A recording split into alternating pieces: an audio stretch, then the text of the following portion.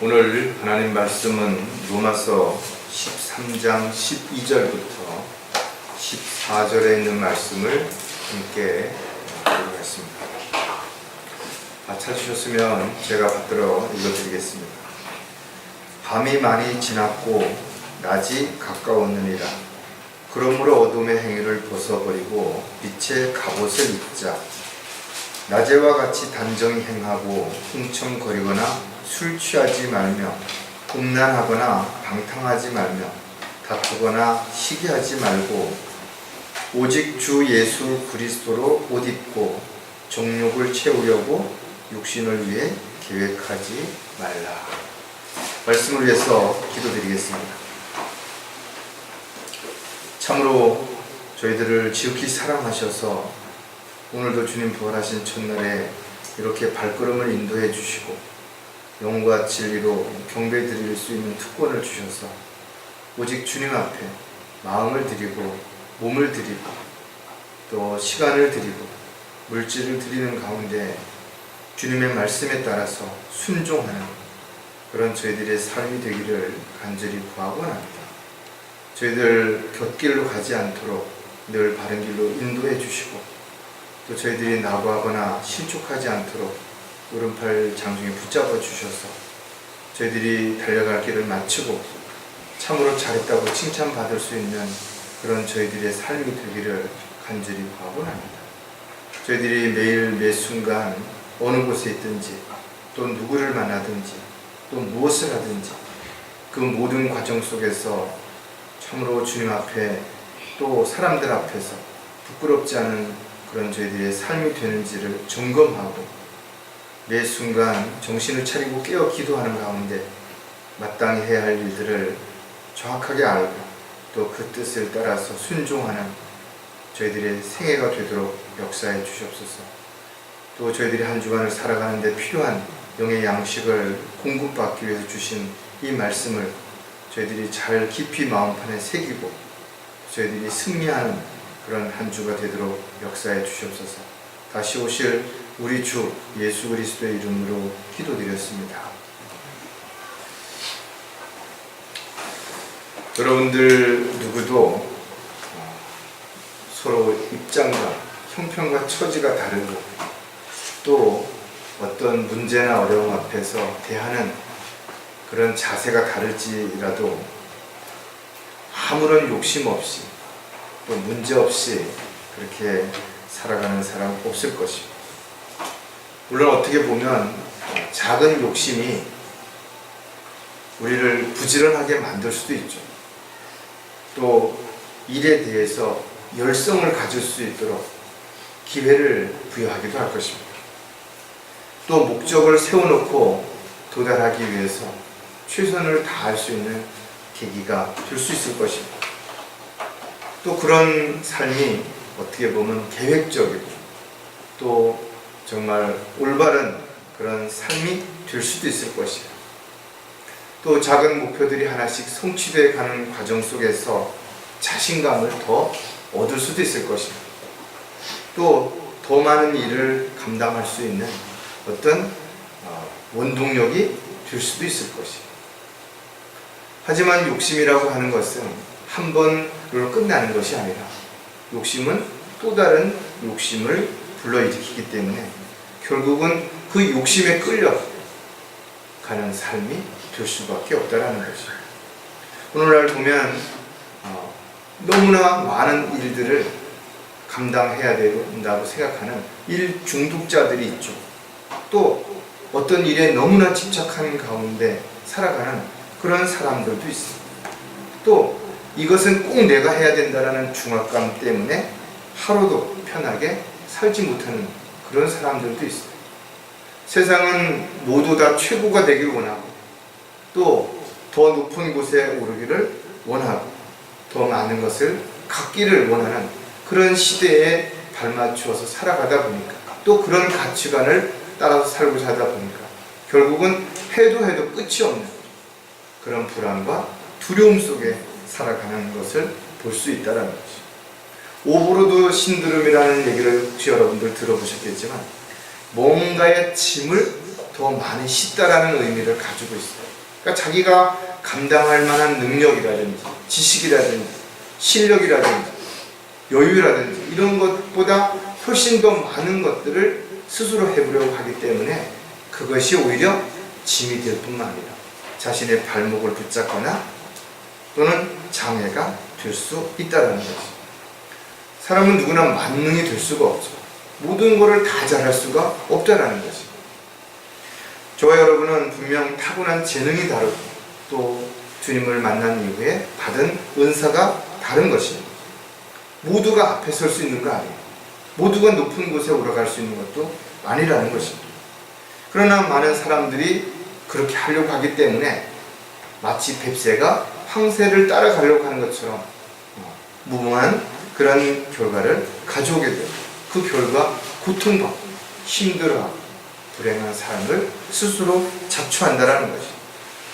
신앙생활에 있어서도 다르지 않습니다. 자신이 받지도 않은 은사를 가지지도 못한 능력을 다른 사람들과 비교해서 열성을 가지고 뭔가 해보려고 하다 보니까 늘 마음 한구석에는 짐이 되는 것입니다. 부담이 되는 것입니다. 따라서 우리는 오늘 다시 한번 자신의 삶을 돌아보고 나의 믿음 생활은, 나의 신앙 생활은 정말 하나님 뜻 가운데서, 계획 가운데서 여유롭게 항상 감사와 기쁨이 넘치는 생활이 되고 있는지를 한번 점검해보는 시간을 가지려고 합니다. 만약에 그렇지 못하면 신앙생활조차도 허겁지겁 뭔가를 쫓아가듯이 이렇게 살 수밖에 없기 때문에 그런 것이죠. 오늘 설교 제목은 신앙생활을 하면서 여유를 가지려면, 여러분들이 누구나 그런 것을 원할 것입니다. 그런데 실질적으로 여러분 자신을 돌아보면 여유롭지 못할 때가 얼마든지 있을 수 있다는 것입니다. 여유라는 말은 그것이 경제적이든 시간적이든 또는 어떤 건강에 의해서든 간에 좀 뭔가 넉넉하고 남은 상태를 의미하는 거예요. 뭔가를 서두르지 않고 여유롭게 그것을 생각하고 행동할 수 있는 마음의 상태가 바로 여유라는 것입니다. 과연 그런 여유가 여러분들에게 있는 것인가요? 할 일을 하지 않고 게으름을 피우면서도 나는 여유가 없다고 말하는 것과 여러분들이 어떤 해야 할 일들을 준비하기 위해서 더 많이 생각하고 또 준비하는 그런 과정 속에서 여유는 분명 다르다는 것입니다. 안타깝게도 많은 사람들이 사실적으로 여유로운 삶을 살기를 원하지만 또 여유롭게 살아야 된다는 걸 알고 있음에도 불구하고 왜 그렇게 살지 못하는 것인가요? 그것은 한마디로 욕심 때문에 그렇다는 거죠. 성경은 분명 지체될 각자에게 해야 할 일이 있다는 것, 있어야 할 자리가 있다는 거죠. 예수님께서 이 땅에 오셨을 때 모든 불치병자를 다 고쳐주신 거 아니죠. 모든 굶주린 자들에게 먹을 것을 주신 것이 아니라는 것입니다. 오히려 그런 과정 속에서 그런 했던 일 중에 일부분을 제자들에게 맡기신 것입니다. 그리고 예수님은 십자가를 지시고 죽으셨다는 것입니다. 다시 말해서 예수님이 이 땅에 오신 목적은 죄인들을 구원하고 그들을 영원한 지옥에서부터 해방시키기 위해서 오신 것이지 가난하고 굶주린 사람들을 도와주고 불치병자를 고치기 위해서 오신 것이 아니라는 것입니다. 다만 예수님께서 그렇게 하셨던 것은 사람들로 하여금 예수님이 하나님의 아들이시라는 것을 알게 하기 위해서 기적과 이적을 일으키셨다는 것입니다. 이처럼 해야 할 일이 서로 다른 것입니다. 따라서 자신이 해야 할 일을 할 수 있도록 하나님께서는 그 사람에게 필요한 능력과 지혜와 환경과 여건들을 분명히 조성해 주시겠다고 약속하셨다면 여유로운 삶을 통해서 오히려 더 주님을 기쁘시게 해드릴 뿐만 아니라 자신의 삶도 기쁨과 감사가 넘쳐야 되는데 매일 매 순간이 부담과 두려움 속에 살아가고 있다면 분명 하나님의 뜻과 계획에서 벗어나 있다는 것을 우리는 분명하게 알 수가 있다는 것입니다. 따라서 신앙생활을 하면서 마음의 여유를 또는 생각의 여유를 또는 물질의 여유를 시간의 여유를 가지려면 어떻게 해야 될 것인가를 오늘 또 몇 가지를 하나씩 생각을 해볼 겁니다. 첫 번째, 신앙생활을 하면서 여유를 가지려면 모든 일에 우선순위를 정하라는 것입니다. 여러분들은 어떤 일을 함에 있어서 우선순위가 분명하게 정해져 있는 것인가요? 하루를 살아가는데 또는 한 달을 살아가는데 1년을 살아가는데 우선순위는 무엇인 것인가요? 물론 이 우선순위가 상황에 따라서, 형편에 따라서, 입장에 따라서 그때그때 달라질 수는 있죠. 그러나 중요한 것은 무엇이 더 중요하냐, 무엇이 더 위급하냐, 무엇이 더 먼저 해야 되는 것인가 분명하게 우리가 정할 수 있다는 것입니다. 따라서 그리스도인들의 삶에 있어서 우선순위는 아무리 강조해도 부족한 것입니다. 왜냐하면 무엇에 우선순위를 두느냐에 따라서 그 사람의 삶이 달라지기 때문에 그런 것입니다. 삶의 목적이 달라진다는 것입니다. 우리는 모두 이제 주님 앞에 서게 되는 때가 반드시 오게 될 것입니다. 그리고 주님 앞에 섰을 때 우리가 이 세상에서 썩어질 것을 위해서 무엇을 얼마나 노력하고 얼마나 애쓰느냐가 중요하지 않다는 것입니다. 썩지 아니할 것, 하늘에 쌓아놓을 것들을 위해서 얼마나 시간을 들였고 얼마나 물질을 헌신했는지를 통해서 우리가 상과 유업으로 보상을 받게 될 것입니다. 안타깝게도 많은 사람들이 내가 아니면 아무것도 안 될 것이라는 착각에 빠져서 살아가는 사람들이 너무나 많다라는 것입니다. 그러나 어느 날 자신이 떠난 후에도 여전히 그 직장, 그 어떤 모임은, 어떤 그 조직은 잘 운영되고 있다는 것을 우리가 알 수 있다는 것입니다. 다시 말해서 자신이 하지 않아도 될, 다른 사람에게 맡겨도 될 일을 자신이 굳이 해야 된다라고 부담감과 중압감을 가지고 힘들게, 자신만 힘든 것이 아니라 자신이 사랑하는 사람들, 가족들, 주변 사람들까지도 힘들게 하며 살아가는 사람들이 너무나 많다라는 것입니다. 따라서 저와 여러분은 여유를 가지고 신앙생활에 있어서 내가 원하는 일이 아니라, 내가 하고 싶은 일이 아니라 하나님께서 원하시고 하나님께서 맡겨주신 일들을 위해서 살아가는 그런 삶이 반드시 되어야 될 것입니다. 특히 육신적인 것보다는 영적인 일들을 먼저 우선순위에 두고 여러분들이 해야 할 일들이 무엇인지, 또 하지 말아야 할 일은 무엇인지, 또 가야 할 곳은 어느 곳인지, 가지 말아야 할 곳은 어느 곳인지를 정확하게 분별해서 여러분들에게 주어진 삶이 의미 있고 가치 있는 그런 삶이 반드시 되어야 될 것입니다. 신앙생활에 있어서 기쁨과 감사 그리고 자유와 여유로운 삶이 없다면 그는 오히려 신앙생활을 통해서 아름다운 간증이 되기보다는 하나님의 영광을 가리거나 자신의 잘못으로 인해서 다른 사람들을 힘들게 만들거나 상처를 줄 수 있다는 사실을 분명히 우리가 생각한다면 우리가 하루에 있어서 또 우리에게 주어지는 삶에 있어서 우선순위가 무엇인지, 그 우선순위를 무엇을 근거로 세우고 있는지를 분명하게 우리가 알아야 할 것입니다. 자, 모든 일에 있어서 우선순위를 정해야 하는 여러 가지 이유들이 있지만 그 중에 몇 가지를 생각해 보면 첫 번째, 맡겨진 일부터 해야 하기 때문이라는 것입니다. 저와 여러분은 주님의 종의 신분이죠. 일꾼의 신분이라는 것입니다. 따라서 내 권리를 주장하고 내가 무엇을 판단하고 결정하기보다는 주인이 나에게 무엇을 명령하였는지 또 무엇을 시키셨는지에 대한 분명한 것들을 알아야 될 것이고 그것이 우선순위가 되어야 된다는 것입니다. 여러분이 가정에서도 아빠로서, 엄마로서, 자식으로서 또 부모로서 역할이 있다는 거죠. 마땅히 해야 할 일들이 있다는 것입니다. 그리고 또 그때마다 우선순위를 또 분명히 두어야 할 일들이 있는 것처럼 직장에서도 마찬가지고 또 하나님의 일꾼으로서 일을 하는 것도 마찬가지라는 것이죠. 아무리 바쁘다 하더라도 우선순위가 지켜지지 않는다면 질서가 깨어지는 것이죠. 질서가 깨어진다면 그 다음엔 어떤 일도 좋은 성과를 얻기가 어렵다는 것. 그렇다면 그리스도인으로서 신앙생활하는 데 있어서 우선순위가 가장 중요한 것들이 무엇인가요? 우리가 하나님과의 관계에서는 하나님의 말씀을 읽고 기도하고 경배를 드리고 또 사랑하는 지체들과 교제하고 지속적으로 성경을 공부하는 것들이 반드시 우선순위가 되어야 될 것입니다. 또 우리는 나아가서 진리를 선포하고 복음을 좀 증거하는 일 또한 반드시 우선순위가 되어야 될 것입니다. 여러분들이 돈을 벌고 세상에서 성공해서 얻는 것들로 무엇을 할 것이냐 이거죠. 자기만 잘 먹고 잘 살고 대접을 받으려고 한다면 고린도 교회 사도 바울이 편지할 때에 권면한 말씀처럼 가장 비참한 사람이 되는 것이다 이거죠. 자신이 할 수 있는 정말 중요한 일이 있는데도 불구하고 그런 것들을 소홀히 한 채 누구나 할 수 있는 일들에 대해서 조금 더 많이, 조금 더 열심히 하는 걸 자랑으로 삼고 있다면 이것처럼 어리석은 삶이 어디 있는 것인가 이거죠.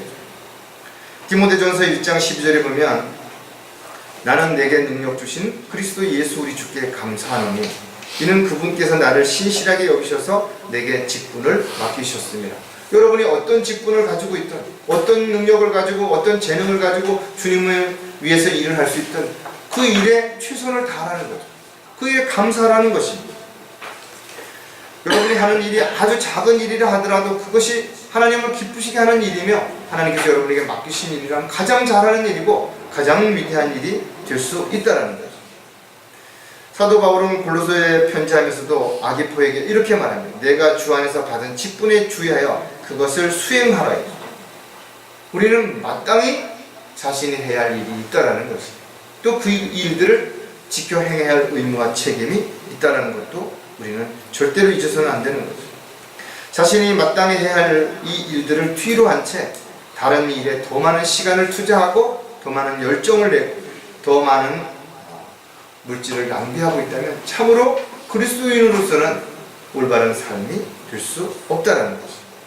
따라서 여러분들이 각자에게 맡겨진 일이 무엇인지를 정확하게 알고 또 그 일들을 여러분들이 가정에서 또 직장에서 사회에서 또 교회에서 여러분들이 합당하게 해가고 있다면 여러분들은 오히려 마음의 여유를 가지고 감사와 기쁨이 넘치는 신앙생활이 지속될 수 있다는 것. 모든 일에 있어서 우선순위를 정해야 하는 또 다른 이유는 더 중요한 것들이 있기 때문이라. 여러분들이 학교를 가고 직장을 가고 또 사업을 하지만 막상 여러분들이 어떤 사고로 몸을 다쳤다면 어디부터 가야 되느냐 이거죠. 그 아픈 몸을 이끌고 학교를 가거나 직장을 가는 사람은 없을 거예요. 병원을 먼저 가실 거라고. 이처럼 우리가 살다 보면 생각지도 않은 또 원하지도 않은 자신이 하고 싶어 하지도 않은 그런 일들로 인해서 어려움을 겪을 수도 있고 힘들 수도 있고 또 그런 것들 때문에 고통을 당할 수도 있다는 것이. 사람이 살아가는데 먹는 거 중요하죠. 입는 것도 중요합니다. 잠자는 집도 중요하죠.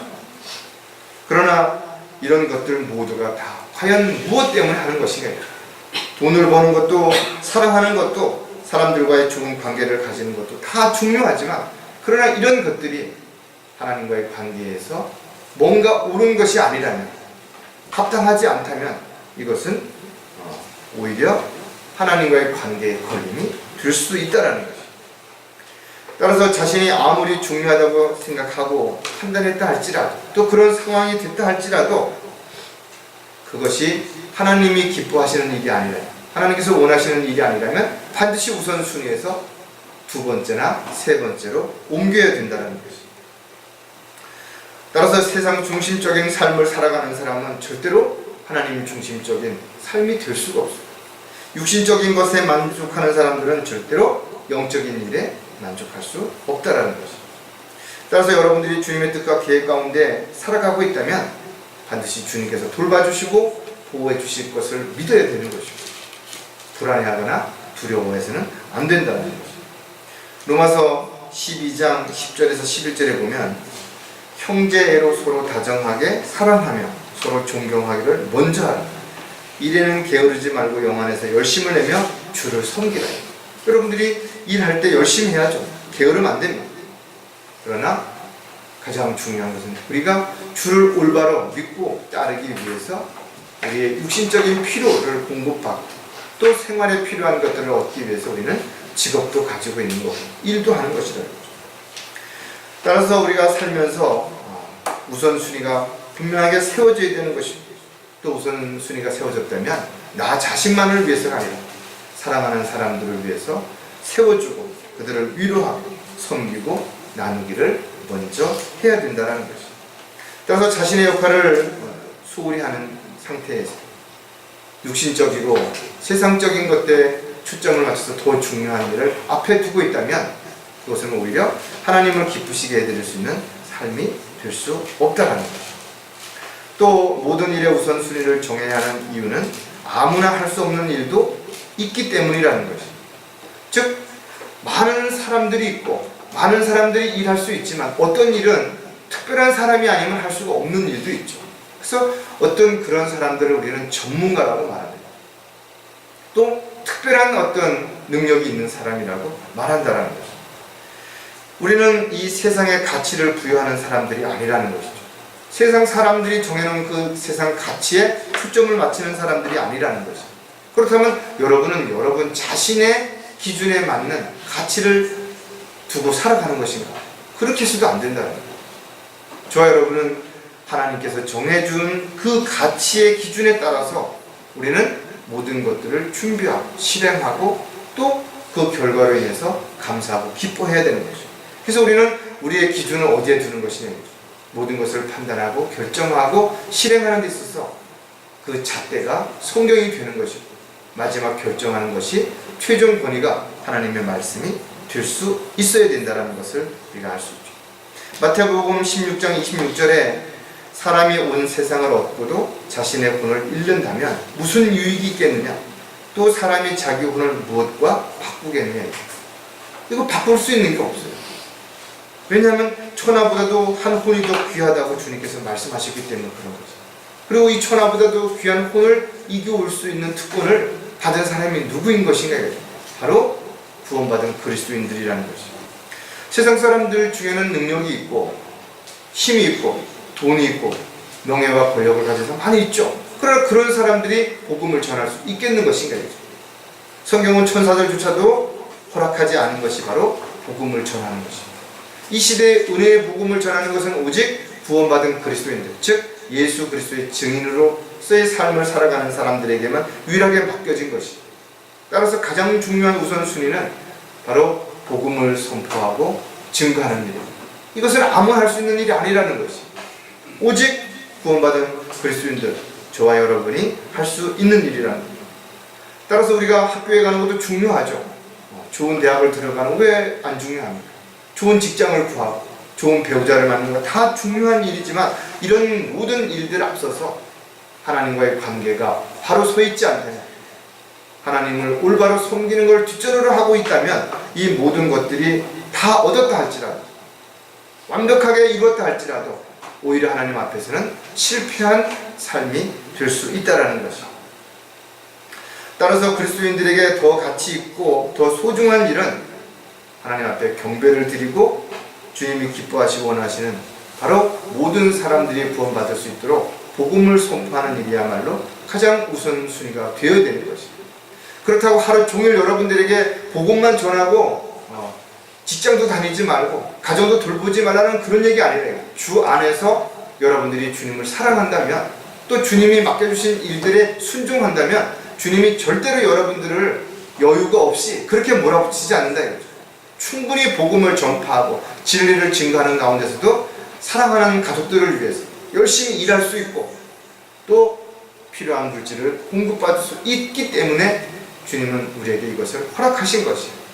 그렇다면 자신이 바쁘고 힘들고 어려워서 주님의 일을 할 수 없다고 말하는 것은 뭐예요? 여유가 없다고 말하는 것은 무슨 말이냐 하면 내가 지금 주님의 뜻대로 살지 않는다는 거죠. 즉 주님이 맡긴 대로 하는 것이 아니라 내가 원하는 대로, 내가 하고 싶은 대로 살기 때문에 바쁜 것이에요. 따라서 저와 여러분이 우선순위를 반드시 먼저 정해놓고 그렇게 사는데도 불구하고 여전히 힘들고 여유가 없고 힘들다고 한다면 여러분 주님 앞에 무릎을 꿇으시면 되죠. 내가 주님의 뜻대로 주님이 원하는 대로 이렇게 했는데도 난 여유가 없다 이거죠. 마음의 여유도 없고 물질의 여유도 없고 시간의 여유도 없다. 주님이 허락해 주셔야죠. 해결해 주실 것입니다. 자, 두 번째 신앙생활을 하면서 여유를 가지려면 사랑하는 사람들을 생각하라는 것입니다. 여러분들은 어디 가서 맛있는 음식이 있고 또 아름다운 것을 보게 되면 사랑하는 사람들이 생각이 나는 것이죠. 당연하다 이거죠. 같이 그런 사랑하는 사람들과 함께 보고 싶고 먹고 싶고 누리고 싶은 것이 당연한 것이다 이거죠. 사람이 살아가는 데는 참으로 필요한 것이 많이 있다는 것입니다. 그러나 이 모든 것들을 다 가질 수도, 다 누릴 수도 없는 것이죠. 또 자신이 만약에 이런 것을 다 가지고 있다 하더라도 사랑하는 사람들이 아무도 없다면, 또 사랑하는 사람들과 함께하지 않는다면 무슨 의미가 있겠는 것인가 이거죠. 많은 사람들이 내일은 오늘보다 더 좋아지겠지, 희망을 가지고 사는 건 나쁜 거 아니에요. 그러나 내일을 잘 살기 위해서 오늘을 엉망으로 살아가는 사람들이 얼마나 많은 것인가 이거죠. 그러다 보니까 내일 좀 더 좋은 아파트로 이사 가기 위해서, 내일 좀 더 좋은 자동차를 사기 위해서 지금 당장 사랑하는 사람들이 힘들고 고통받는데도 무조건 참아야 된다고, 무조건 이해해야 된다고, 무조건 양보해야 된다고 이야기하다가 어느 날 내가 정말 그것을 얻었을 때는 그 사랑하는 사람들이 내 곁을 떠났다. 함께 할 수 없는 상황에 있다면 누가 그것을 보상해 줄 수 있겠는 것입니다. 여러분들이 사랑하는 사람들을 생각한다는 것은 무언가 대단한 선물을 하고 비싼 옷을 사주고 맛있는 음식을 꼭 사주어야만 되는 거 아니라는 거죠. 아주 작은 것이지만 관심을 가지고 생각을 한다면 충분히 기쁘게 해드릴 수 있고, 또 그 안에서 서로에게 유익을 얼마든지 얻을 수 있다는 거죠. 사랑하는 사람들과 함께 차 한 잔의 여유를 갖는 것도 충분한 쉼이 될 수 있고 활력소가 될 수 있다는 것이죠. 사랑하는 사람이 좋아하는 것을 함께 좋아해주고 시간을 양보하는 것도 훨씬 더 많은 것을 얻을 수 있는, 오히려 생활에 도움이 될 수 있다는 거죠. 여유가 없으면 여러분의 주변을 돌아볼 수가 없어요. 내가 몸이 아프면 다른 사람이 아픈 것을 신경 쓸 여유를 못해요. 내가 사는 게 힘들으면 다른 사람이 얼마나 궁핍한지를 돌아볼 수 있는 여유가 없게 되는 것이죠. 따라서 우리는 무엇인가 필요한 부분에 있어서 주님 앞에 먼저 구해야 될 뿐만 아니라 왜 그것이 필요한지, 또 왜 그것을 내가 그런 마음을 가지고 돌아봐야 되는지를 충분히 우리가 생각하지 않는다면 가장 먼저 자기만을 생각하게 되고, 자기만 불행하고 자기만 힘들고 자기만 고난 가운데 있다고 생각할 수 있다는 것이죠. 여러분들이 기도하는 가운데 누군가가 생각이 났다면, 또 무엇인가가 생각이 났다면 여러분 어떻게 하셔야 되는 거죠?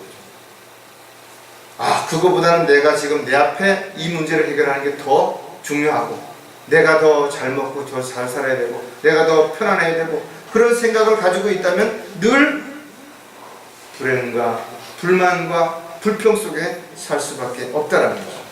여러분에게 가장 소중한 사람이 누구냐요? 바로 지금 옆에 있는 사람입니다. 만나고 같이 이야기하고, 오죽하면 이웃 사촌이 먼 친척보다 낫다라는 말이 있죠. 우리가 오히려 사랑하는 사람들을 힘들게 하고 어렵게 하면서도 내가 성공하고자 하는, 내가 출세하고자 하는, 내가 목표한 것을 이루고자 하는 데 있어서 그들이 방해가 된다, 걸림이 된다 생각하지는 않았는지 한 번쯤 생각해 봐야 된다. 안타깝게도 가정의 행복과 사랑하는 사람들을 위해서 말로는 바쁘게 일하고 열심히 일한다고 말하면서도 오히려 그들이 얼마만큼 상처받고 얼마만큼 고통받고 있는지에 대한 부분은 전혀 생각하고 있지 않다면 이것은 오히려 사랑하는 사람을 위해서 자기가 무엇을 하고 있다는 말은 어폐가 있다는 거죠. 우리는 사랑하는 사람들이 힘들지 않도록 내가 좀 더 노력하고, 사랑하는 사람들이 고통받지 않도록 내가 더 열심을 낼 수 있는 그런 삶이 훨씬 더 중요하죠. 내 사랑하는 사람들이 고통받고 힘들어하는 것을 외면한 채 바깥에 나가서 다른 사람들을 행복하게 하고 다른 사람들을 부유하게 하고 즐겁게 하기 위해서 살아가고 있다면 오히려 참으로 어리석은 사람이 된다는 거죠. 내가 마음이 편하고 내 가정이 편해야, 그래야 내가 나가서 더 어렵고 힘든 사람들을 돌아볼 수 있는 여유가 생기는 것이죠. 만약에 그렇지 않고 가정이 엉망인데도 불구하고 나가서 여전히 다른 사람을 위해 살아가는 위선자라는 거죠. 사람들에게 보이기 위한 가식적이고 형식적인 삶을 살아가는 거죠. 세상 사람들에게는 정말 대단하다고 칭찬을 받을 수도 있고 존경을 받을 수도 있겠죠. 상도 받을 수 있고 TV에 나가가지고 사람들 앞에서 폼을 잡을 수도 있겠죠. 하나님은 그 사람의 마음과 생각과 계획을 아시기 때문에 하나님 보시기에 가증스러운 삶이 되는 거죠. 그리스도인들은 절대로 그렇게 살아서는 안 된다는 거죠. 없으면 없는 대로, 잘 못하면 못하는 대로 내가 할 수 있는 일을 가지고 사랑하는 사람들을 위해서 뭔가 나눌 수 있다면 그것이야말로 가장 행복한 삶이고 가장 의미있고 가치 있는 삶이 될 수 있기 때문에 그런 것입니다. 사랑하는 사람들을 생각해야 하는 여러 가지 이유들은 또 있지만 그 중에 또 세 가지를 살펴볼 텐데, 첫 번째가 가족들과 잘 지내야 하기 때문이라는 것입니다. 누가 뭐라고 하더라도 가족이야말로 소중한 사람들이 분명하죠. 직장 생활을 하는 것도 돈을 버는 것도 사실 대부분 사랑하는 가족들과 행복하게 살기 위해서라고 말하는 것이 대부분이다 이거죠. 가정이야말로 하나님께서 허락하신 가장 소중한 모임, 가장 사회의 기본이 되는 그런 구성 요소이기 때문에 가정이 행복하지 못하면 그가 속해 있는 조직은 행복할 수가 없게 된다는 거죠. 가족을 잃고 나서 사랑하는 사람들과의 관계가 모두 깨어지고 나서 그가 과연 행복하다라고 말할 수 있겠는 것이겠죠.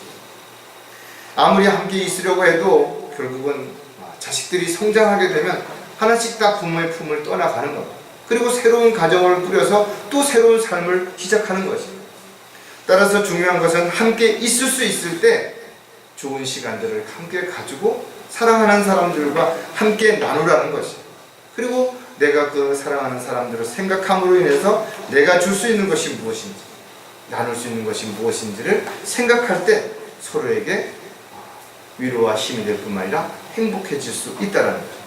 디모데전서 5장 8절에 만일 누군가가 자기 친족, 특히 자기 가족을 돌보지 않는다면 그는 믿음을 부인한 자요 불신자보다 더 나쁜 자니라. 이렇게 소중한 가족을 외면하고 있다면 믿는다고 말하는 그 자체가 안타깝다라는 거죠. 하나님을 모르는 사람들도 가족들을 위해서 희생하고 어려움을 감수하며 살아가는 사람 얼마나 많습니까? 자신의 몸의 장기를 떼어주는 사람들도 있죠. 또 자신이 힘들게 벌어놓은 재산을 아낌없이 그냥 내어주는 상속하는 사람들도 있습니다. 병든 가족을 위해서 직장을 포기하고 병수발을 드는 그런 사람들도 있습니다. 힘들고 어려움에 처해 있는 가족들을 대신해서 자기가 사람들 앞에 용서를 구하고 무릎을 꿇는 사람들도 있다는 거죠. 하지만 저와 여러분은 영원히 함께할 사랑하는 가족들이라면 그들을 외면하고 무시하고 미워하면서 어떻게 하나님의 사랑을 다른 사람들에게 말할 수 있겠는 것이겠어요. 내가 하나님의 사랑을 받았다고 또 난 사랑받는 자로서 사랑을 실천하며 살아간다고 말할 수 있겠는 것입니다. 우리가 한다고 해서 모두가 그 사랑을 받아들이는 것도 아니고 그 사랑에 동참하는 것도 아니죠. 고마워하지도 않습니다. 그럼에도 불구하고 우리가 원수조차도 사랑해야 하는 이유가 무엇인가 하면 우리는 하나님의 자녀이기 때문에 그런 것이죠. 또 하나님께서 우리에게 사랑하라고 그렇게 명령하셨기 때문에 우리는 그 사랑을 실천하면서 살아야 되기 때문에 그렇게 하는 것이다. 또 한 가지 사랑하는 사람들을 생각하는 이유는 기회가 될 때 복음을 전해야 하기 때문이라는 것입니다. 우리가 가정에서 문을 열고 나가면 하루에도 수많은 다양한 사람들을 만난다라는 것입니다. 직장 생활을 하는 사람들도 사업을 하는 사람들도 마찬가지지만 우리는 우연히 버스를 타고 또 길거리에서도 다양한 사람들을 만나는 것이죠. 우리는 그들을 통해서 유익을 얻기도 하고 손해를 보기도 하고 때로는 위로를 받기도 하고 상처를 받기도 하는 것입니다. 그러나 자주 만나는 사람들은 나에게 많은 영향을 끼치는 것은 훨씬 더 크다라는 것입니다. 자주 만나는 사람들이 나를 괴롭히고 힘들게 하고 나를 나쁜 곳으로 데리고 가고 나에게 나쁜 것을 하자 그러고 이러면 얼마나 힘들고 얼마나 어렵겠어요. 그러나 또 그런 사람들이 나에게 위로해주고 용기를 주고 또 좋은 것들을 나눠주고 얼마나 위로와 힘이 될 수 있겠냐라는 것이다. 우리는 다양한 사람들을 통해서 희노애락을 경험하면서 살아간다. 우리는 그들을 통해서 얻는 것들이 많지만 또 잃는 것들도 많다라는 것이죠. 그래서 우리는 그들을 이웃이라고 말하는 것이고 하나님께서 계명을 주신 두 번째 계명이 바로 이웃을 사랑하라는 것입니다. 가족이 아닌 모든 이웃들은 우리가 복음을 전해야 할 대상이라는 것이죠. 갈라디아서 5장 14절에 보면 온 율법이 한마디 말, 즉 이 말로 이루어졌으니 내 이웃을 내 자신과 같이 사랑하라는 것이다. 이웃을 어떻게 사랑해야 되니까 내 자신과 같이 사랑하라는 것. 자기 자신을 사랑할 줄 모르는 사람이 이웃을 사랑하는 건 위선이라는 것이에요. 그렇다면 내 자신을 어떻게 사랑해야 되는 거예요? 주님이 우리를 사랑해 주시고 그 사랑 안에서 우리가 사랑을 나누는 것이 바로 우리가 자신을 사랑하는 방법이라는 거예요. 자칫 잘못하면 자신을 사랑한다라는 말이 자기 자신을 위해서 좋은 옷을 사 입고 맛있는 음식을 먹고 이런 것만이 자신을 사랑하는 거라고 착각하면 안 되는 것이. 주님이야말로 우리에게 사랑이 무엇인지를 알려주셨고 우리에게 그 사랑을 우리에게 실천하라고 분명히 말씀하십니다. 이 세상에 존재하는 모든 사람들은 다 누가 만든 것이 하나님께서 창조하신 것입니다. 그렇다면 하나님이 만드신 모든 사람들은 분명한 창조의 목적이 있다는 것이죠. 그 창조의 목적이 나쁜 목적으로 만드셨겠냐는 거죠. 분명한 목적을 가지고 있어야 할 것과 해야 할 일이 있다는 것을 분명히 제시했음에도 불구하고 사람들은 자신의 욕심 때문에 해서는 안 되는 일, 또 만나서는 안 되는 사람, 가서는 안 되는 곳을 기웃거리면서 끊임없이 죄를 짓고 불법을 행하고 있기 때문에 불행한 삶을 살아가는 것입니다. 성경은 이웃을 사랑하는 것을 곧 왕의 법이라고 말했다는 것입니다. 너희가 정령 성경대로 내 이웃을 내 자신과 같이 사랑하라는 왕의 법을 지키면 뭐라 했어요? 잘하는 것이라는 것입니다. 여러분들이 잘하는 것이 뭐예요? 왕의 법을 지키는 것이고 내 이웃을 사랑하는 것입니다. 그 이웃을 사랑하는 방법이 뭐예요? 뭐 좋은 옷을 나눠준다든지 어려울 때 뭐 맛있는 음식을 준다든지 또 물질적으로 도와주, 이것이 사랑하는 사람들에게 나눠주는 것이라고 생각하면 안 된다. 그런 것들도 필요하죠. 그러나 가장 확실한 사랑은 주님이 우리를 사랑하셔서 자신의 생명을 십자가에서 내어주신 것처럼 우리가 이웃을 사랑한다면 그 사람들이 영원한 지옥의 형벌로부터 구원받을 수 있도록 복음을 전하는 것이야말로 가장 잘하는 일이 분명하죠. 외국까지 가서 말도 잘 안 통하는 데 가서 뭔가 복음을 전하겠다고 하기보다 가까운 데 이웃에부터 복음을 전할 수 있는 것들을 우리가 할 수 있다면 또 하나님께서 나에게 뭐 외국에 나가서 복음을 전할 수 있도록 외국 말도 잘할 수 있게 하고 또 그런 환경의 여건을 주어 갈 수 있죠.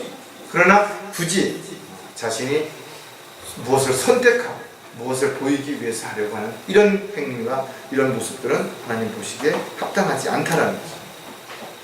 사랑하는 사람들을 먼저 생각하면 영원히 함께할 지체이기 때문에 우리는 반드시 그들을 우리가 사랑해야 되고 생각해야 된다는 것입니다. 가정도 중요하고 이웃도 중요하죠. 하지만 더 중요한 사람들이 누구냐는 거죠. 바로 지금 옆에 있는 사람들. 교회 지체들은 누구예요? 한 몸의 지체라는 것입니다. 함께 영원히 할 사람들이에요. 비록 우리가 물질적인 면에서 도움을 주지 못한다 하더라도 여러분들이 얼마든지 위로해 줄 수 있죠. 용기를 줄 수 있다는 것. 또 여러분들이 자주 만나서 그렇게 할 수 없는, 교제할 수 없는 지체라 하더라도 여러분들이 기도를 통해서 얼마든지 많은 것들을 나눌 수 있고 힘을 보탤 수 있다는 것입니다. 따라서 지체들은 주 안에서 주님의 사역을 위한 동력자라는 사실을 절대로 잊어서는 안 되는 것입니다.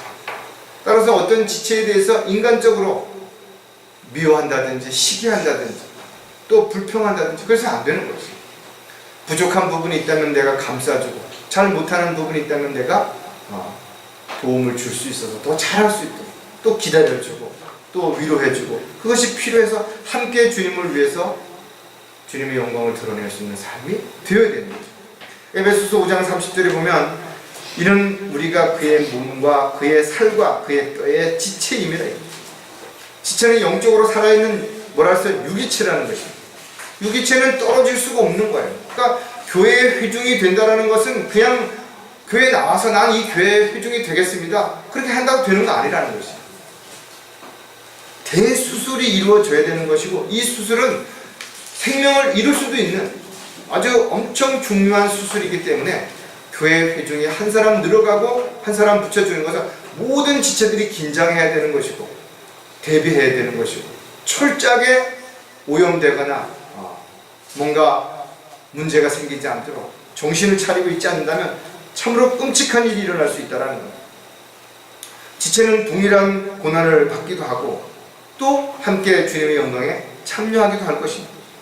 따라서 지금 내가 편하다고 해서 다른 지체들도 편하지 않을 수도 있어요.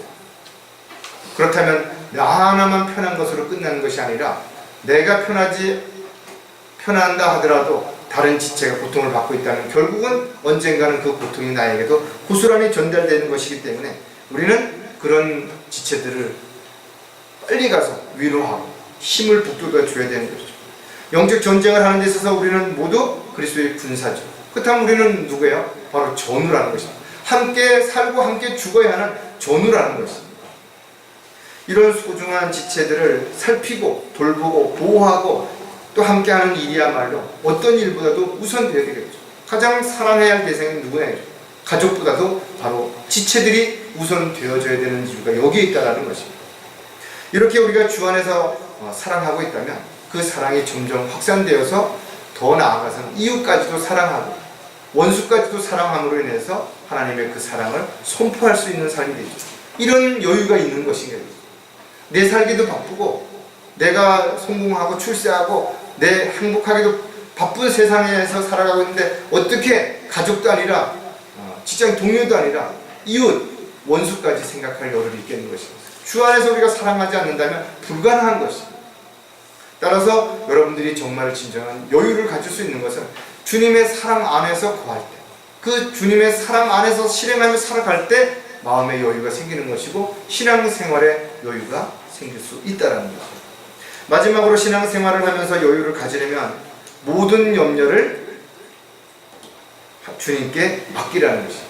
여러분이 노력해도, 여러분이 열심을 내도, 여러분이 다 포기해도 안 되는 일이 반드시 있다는 것입니다. 발등에 불이 떨어졌다면 여유롭게 다른 어떤 것을 가지고 대처할 수 있는 상황이 안 되겠죠. 그러나 잘못해서 잘못 서두르다가는 오히려 발을 잃을 수도 있다는 사실도 우리는 분명하게 생각을 해봐야 될 것입니다. 따라서 여유라고 하는 것은 우리가 할 수 있는 능력 사이에 뭔가 놓여있는 또 다른 공간이 있다는 것입니다. 할 수 없는 일도 있기 때문에 그런 것입니다. 여유는 우리가 숨을 쉬는 공간이고 여분이고 또 하나의 여백이라고 볼 수가 있다는 것입니다. 따라서 여유는 중압감과 상반되는 것이죠. 그래서 무질서한 것을 질서를 잡을 수 있도록 해주는 것이고 우리가 감당할 수 없는 것을 감당할 수 있게 해주는 것이 바로 여유라는 것입니다. 시간에 쫓기는 사람은 저희가 절대로 여유가 있을 수 없는 것이고 여유가 없는 사람은 그것을 정확하게 볼 수가 없습니다. 그래서 눈앞에 보이는 것, 당장 일어난 것만을 보게 되기 때문에 오히려 더 큰 문제, 더 어려운 상황에 빠질 수 있죠. 따라서 저와 여러분은 어떤 문제가 생겼다면 그 문제만을 들여다보지 말고 한 발 좀 뒤로 물러서서 그 문제와 함께 자신에게 일어나는 다양한 내용들을 함께 본다면 그 문제는 여러 가지 일 중에 한 일부가 되는 것입니다. 그러니까 절대로 큰 것이 아니라는 것입니다.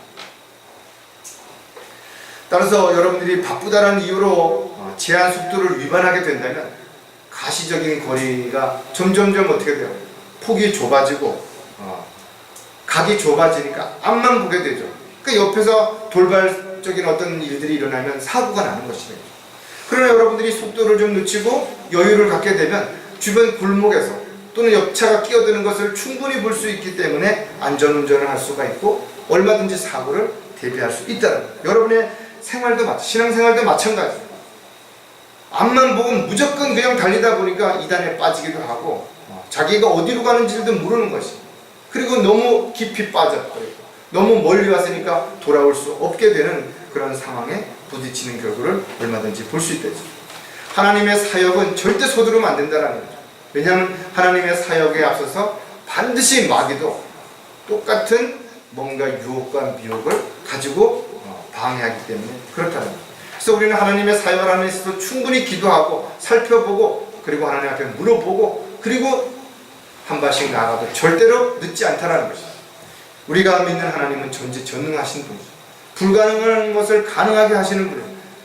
무에서 유를 창조하시는 분이시기 때문에 절대로 우리가 서두르거나 우리가 조급해서 우리가 그것을 망치는 그런 일은 해서는 안 된다는 것입니다.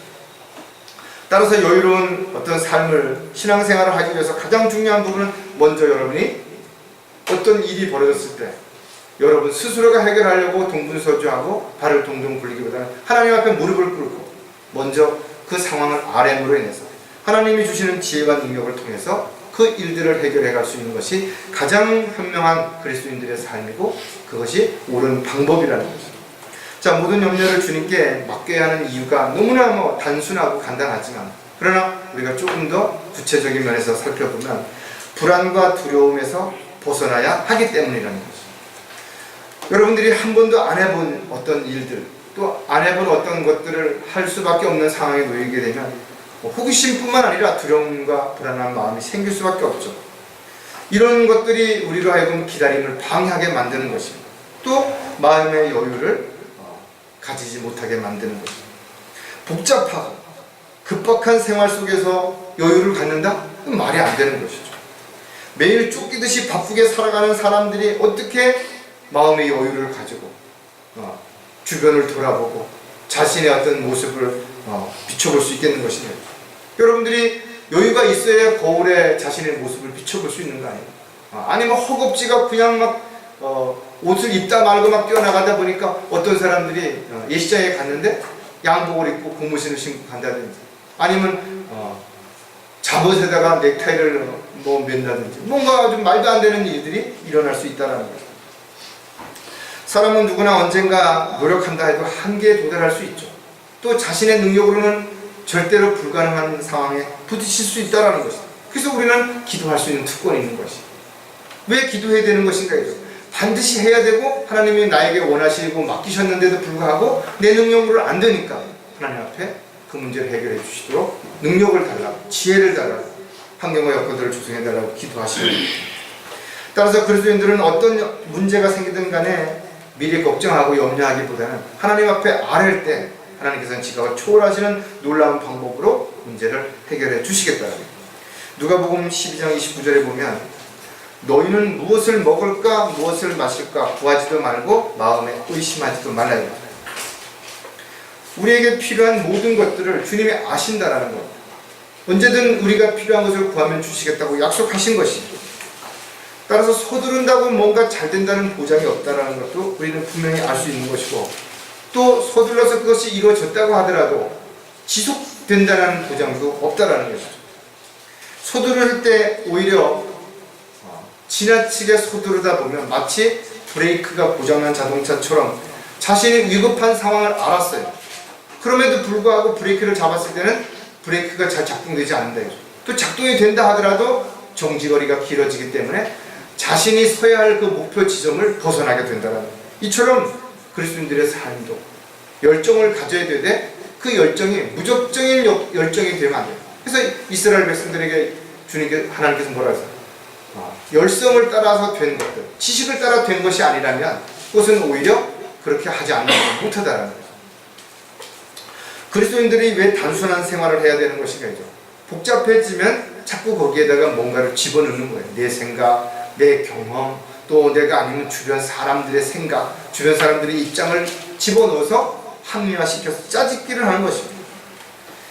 모든 것은 마음대로 되지 않습니다. 반드시 생각지도 않은 문제가 일어나고 어려운 상황에 부딪힐 수도 있어요. 또 특히 그리스도인들은 마귀의 공격과 방해를 받기 때문에 더더욱 그런 일들이 일어날 수 있다는 것입니다. 따라서 운동선수가 열심히 운동을 하다가도 한순간에 어떤 사고로 인해서 운동을 할 수 없는 상황에 빠질 수도 있어요. 사업가가 한 번의 잘못된 실수로 인해서 잘못된 투자가 사업을 완전히 부도나게 만들 수도 있다는 것입니다. 신앙생활도 마찬가지예요.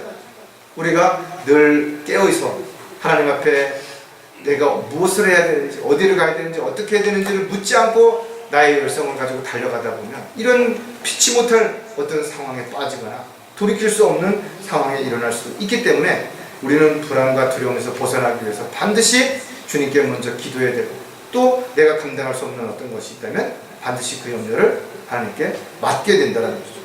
모든 염려를 주님께 맡겨야 하는 또 다른 이유는 불필요한 시간을 허비하지 말아야 하기 때문이라는 것이죠. 여러분들은 1분이라는 시간이 아주 짧을 수도 있어요. 순식간에 지나갈 수도 있습니다. 그러나 또 한편에서 보면 1분이라는 시간에 얼마나 먼 거리를 뛰어가는지를 한번 좀 생각해 봐야 되는 것이죠. 운동선수들은 1분이 아니라 1초, 아니 0.1초를 단축하기 위해서 또 그 0.1초 동안에 금과 은과 동이라는 것이 나눠질 수도 있다는 것을 우리가 한번 좀 생각해 볼 수 있죠. 우리는 1분 동안 멀리 달아날 수도 있어요. 1분 동안 새로운 것을 생각할 수도 있고 1분 동안 우리는 끔찍한 사고를 당할 수도 있다는 것입니다. 따라서 우리는 이 세상을 살아가는 동안에 자신에게 주어진 시간들을 어떻게 써야 될 것인가에 성경은 우리에게 그 시간을 사서 얻으라고 분명히 말씀하고 있습니다. 에베소서 5장 16절에 보면 시간을 사서 얻으라. 이는 그 날들이 악하기 때문이다. 세상에서 많은 일들을 하면서 나는 시간이 없다. 이렇게 말해서는 안 된다는 것이죠. 모든 문제나 실패의 원인은 마땅히 내가 해야 할 일들을 소홀히 하고 하지 말아야 하는 일의 시간을 허비했기 때문에 일어나는 것이죠. 분명 저와 여러분은 열심히 시간을 얻기 위해서 대가를 치러야 되는 것이죠. 내가 하나님 앞에 나와서 경배를 드리고 하나님의 말씀을 읽고 기도하는 시간을 드리기 위해서 여러분이 좋아하는 것, 여러분이 하고 싶은 일을 포기해야 된다는 것이죠.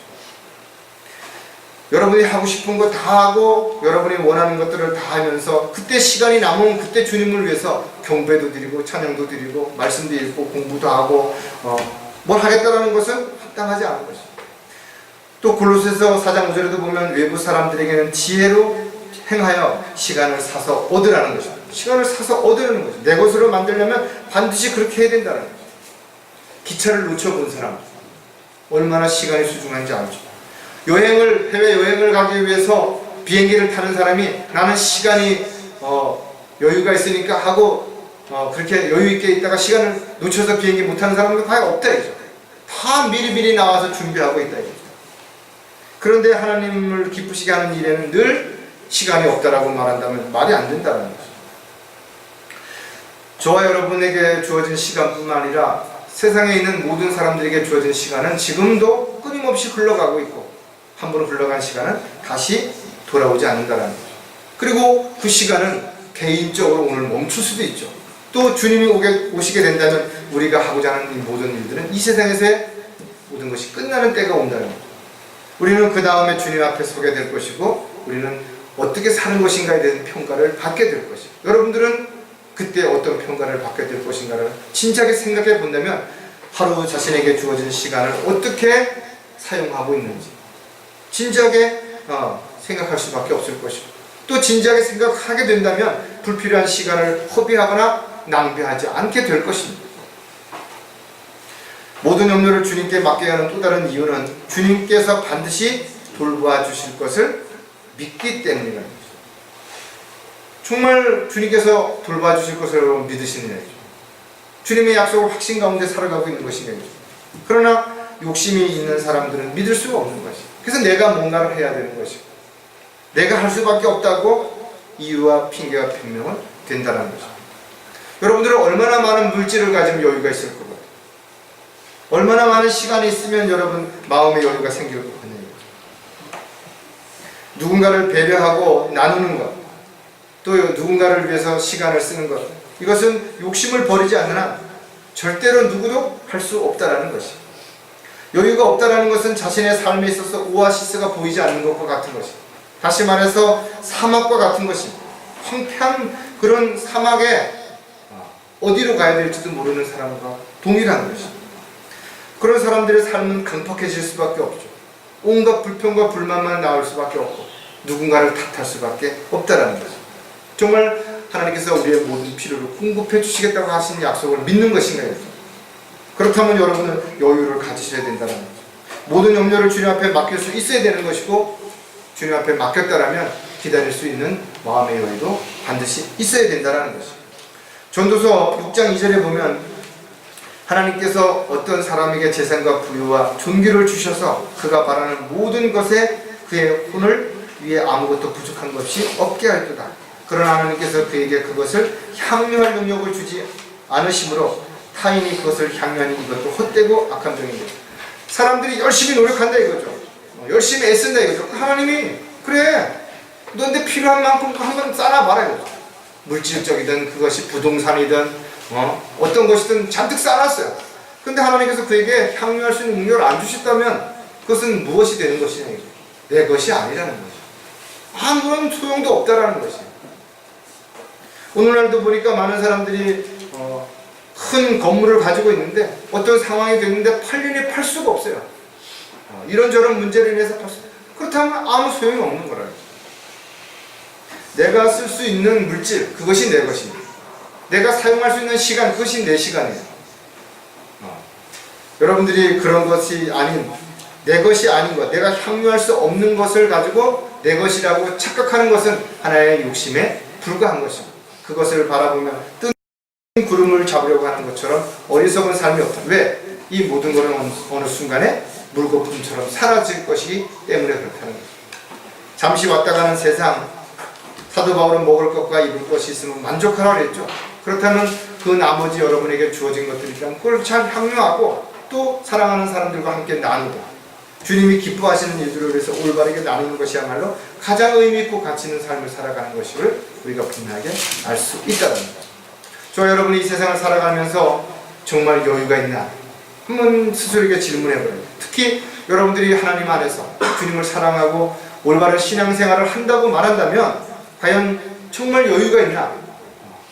마음에 감사와 기쁨이 있고 많은 것들을 생각할 수 있고 쫓기듯이 그렇게 살고 있지 않은 것을 여러분들이 확신할 수 있는 것인가 한 번쯤 생각해 본다면 여러분이 다시 한번 오늘 우리가 하나님 말씀을 통해서 배웠던 것처럼 정말 나는 모든 일의 우선순위를 정하고 있는지, 또 사랑하는 사람들을 매일 내가 생각하고 있는지, 나에게 어떤 문제나 어려움이 있다면 정말 언제든 주님 앞에 먼저 나가서 맡기고 기도할 수 있는 그런 삶을 살고 있는지를 돌아보고 여러분들이 마음의 여유를 가지고 신앙생활에도 여유 있는 어려운 사람들과 구원받지 못한 사람들조차도 돌아볼 수 있는 그런 저와 여러분이 되시기를 주의 이름으로 부탁을 드리겠습니다. 기도하겠습니다. 하나님 아버지, 참으로 감사를 드립니다. 저희들이 이 세상을 살아가는 동안 해야 할 일들, 또 하지 말아야 할 일들, 가야 할 곳과 가지 말아야 할 곳, 또 만나야 할 사람과 만나지 말아야 할 사람들을 올바른 능력 가운데서 잘 분별할 수 있도록 도와주시고, 저희들이 서두르거나 불안해하지 말고 늘 하나님의 말씀 안에서 주님이 인도하시는 대로 순종하며 살아갈 때 저희들은 올바른 신앙생활을 할 수 있고 또 그 안에서 참된 자유를, 또 마음의 여유를 가질 수 있다는 사실을 다시 한번 알게 해주시면 감사를 드립니다. 참으로 저희들을 지극히 사랑하셔서 이 세상을 살아가는 동안 부끄럽지 않게 또 주님 원하시고 기뻐하시는 그런 도구로 일꾼으로 잘 쓰임받다가 주님 만날 수 있도록 도와주시옵소서. 다시 오실 우리 주 예수 그리스도의 이름으로 기도드렸습니다.